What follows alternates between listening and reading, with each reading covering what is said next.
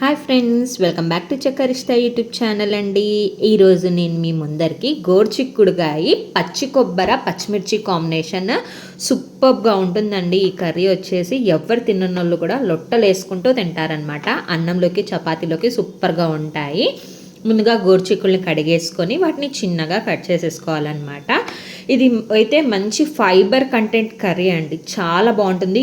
ఈజీగా చేసేసుకోవచ్చు అనమాట. తరిగిన వాటిని ఒక చిన్న కుక్కర్లో వేసుకుంటున్నాను. కొంచెం ఒక 1.5 గ్లాస్ వాటర్ వేస్తున్నాను. రుచికి సరిపడా కొంచెం సాల్ట్ వేస్తున్నానండి. ఇందులో కొంచెం వేసుకోండి సాల్ట్. అలాగే కొంచెం పసుపు కూడా వేస్తున్నాను అనమాట ఇందులో. ఇప్పుడు వీటిని 3 విజిల్స్ వచ్చేంత వరకు మనము కుక్కర్లో పెట్టుకుందామండి. కుక్కర్లో ఎందుకు పెడుతున్నానంటే చాలా తొందరగా అయిపోతుందన్నమాట. విడిగా గిన్నెలో పెట్టేసుకొని బాయిల్ చేసి కొంచెం ఎలా అయినా కానీ లేట్గా అవుతుందన్నమాట. కుక్కర్లో పెట్టేస్తే 3 విజిల్స్ రాగానే బంద్ చేస్తాము.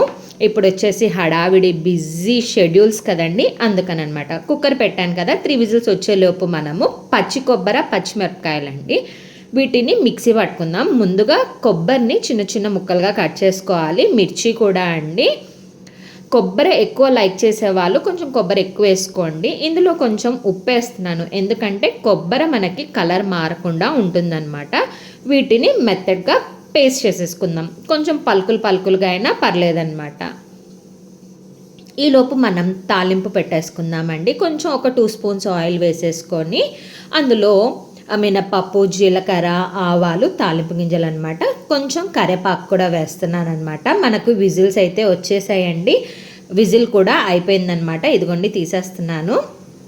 మనకి గోరుచిక్కుళ్ళు అయితే బాగా మంచిగా ఉడికాయన్నమాట. మరి అంత సాఫ్ట్గా ఉండవన్నమాట. ఇదైతే లేతగా తీసుకున్న గోరుచిక్కుళ్ళు అయితే సూపర్గా ఉంటాయన్నమాట.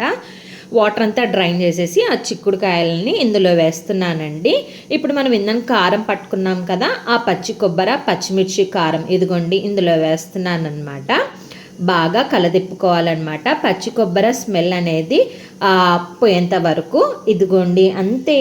ఎంతో ఈజీగా మనకి గోరుచిక్కుడుకాయ పచ్చి కొబ్బరి కర్రీ సూపర్గా ఉంటుందండి. ఇదైతే అన్నంలోకి చపాతీ సూపర్గా ఉంటుందండి. ఖచ్చితంగా మీరు కూడా ట్రై చేయండి. ట్రై చేశాక కామెంట్ చేయండి. బాయ్.